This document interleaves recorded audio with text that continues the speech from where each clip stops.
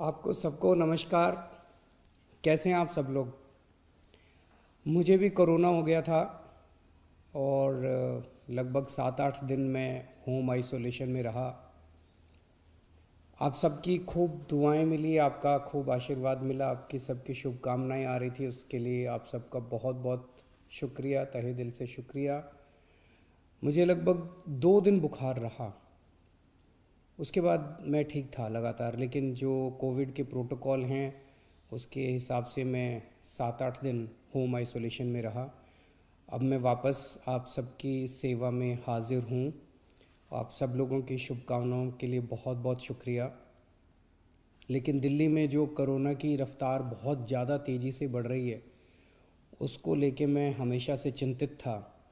हालांकि मैं home isolation में था, लेकिन फ़ोन के ऊपर मैं लगातार अ, अपने सभी ऑफिसर्स से, चीफ सेक्रेटरी साहब से, हेल्थ मिनिस्टर से, सबसे लगातार संपर्क में था। जो जो इंतज़ाम किए जा रहे हैं और जिस तरह से कोरोना की स्पीड बढ़ रही है उसके ऊपर मैं नज़र रखे हुए था।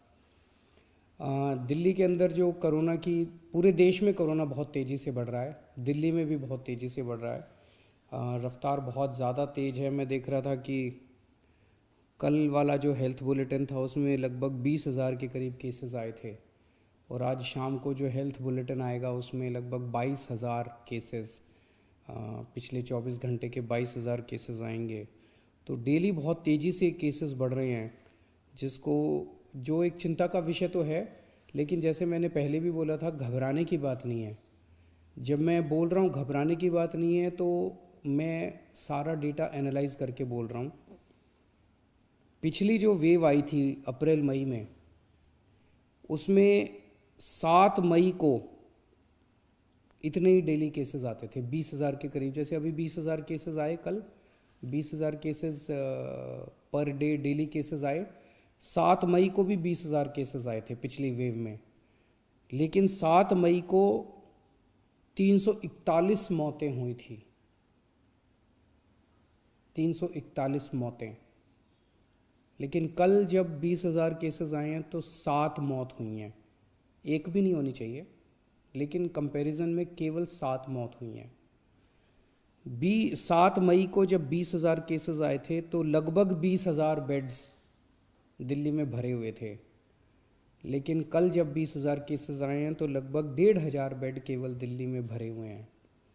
तो उस तरह से इस वेव के दौरान डेथ भी काफ़ी कम हो रही हैं और लोगों को अस्पताल जाने की भी काफ़ी कम ज़रूरत पड़ रही है। ये डेटा मैंने आपको इसलिए नहीं बताया कि इसलिए अब हम मास्क पहनना बंद कर देंगे और गैर जिम्मेदार हो जाएंगे। ये डेटा मैंने आपको इसलिए बताया कि पैनिक करने की कोई ज़रूरत नहीं है, घबराने की कोई ज़रूरत नहीं है, डरने की कोई ज़रूरत नहीं है, लेकिन जिम्मेदारी के साथ काम लेने की ज़रूरत है। जो मैं बार बार बोल रहा हूँ कि मास्क पहनना सबसे ज़रूरी है। मास्क पहनना सबसे ज़रूरी है। कई लोग मेरे से प्रश्न पूछ रहे हैं, लॉकडाउन लगेगा? हम लॉकडाउन नहीं लगाना चाहते। लॉकडाउन नहीं लगेगा अगर आप मास्क पहनोगे तो। मास्क पहन के घर से बाहर निकलो, मास्क पहन के चारों तरफ घूमो। अगर ज़रूरत ना पड़े तो घर से बाहर ना ही निकलो, अभी थोड़े दिन, कोई ज़रूरी नहीं है, लेकिन मास्क पहनना बहुत ज़रूरी है। सोशल डिस्टेंसिंग बहुत ज़रूरी है। हम लॉकडाउन नहीं लगाना चाहते, फ़िलहाल लॉकडाउन लगाने की कोई हमारी मंशा नहीं है। और हम चाहते हैं कि जल्दी से जल्दी ये वेव ख़त्म हो, और कोशिश हमारी है कि कम से कम रिस्ट्रिक्शंस हम लोग लगाएं, ताकि लोगों के रोज़ी रोटी चलती रहे, लोगों के रोज़गार चलते रहें। एलजी साहब और मैं दोनों मिलके पूरी सिचुएशन को लगातार हम लोग नज़र रखे हुए हैं। कल हमारी डीडीएमए की दोबारा मीटिंग है, उस मीटिंग में एक्सपर्ट्स के साथ फिर से हम रिव्यू करेंगे सिचुएशन को कि क्या और करने की ज़रूरत है, नहीं है। केंद्र सरकार से लगातार हम लोग संपर्क में हैं, केंद्र सरकार से भी हमें पूरा सहयोग मिल रहा है। तो सब लोग मिलके, मैं, एलजी साहब, हमारे सारे ऑफिसर्स, केंद्र सरकार, सब लोग मिलके सिचुएशन के ऊपर नज़र रखे हुए हैं और सिचुएशन को कंट्रोल किए हुए हैं। पहले भी हम सब दिल्ली वासियों ने मिलके कोरोना की इतनी बड़ी इतनी खतरनाक लहर थी जो अप्रैल वाली थी, उसको हमने पार पा लिया, तो इस लहर को भी हम लोग पार पा लेंगे। चिंता करने की ज़रूरत नहीं है, लेकिन जिम्मेदारी के साथ काम करने की ज़रूरत है। और जिन जिन लोगों ने वैक्सीन नहीं लगवाया, प्लीज़ जाके वैक्सीन ज़रूर लगवा लीजिए। वैक्सीन लगाने से मतलब ये नहीं है कि करोना नहीं होगा, लेकिन करोना अगर हुआ तो आपको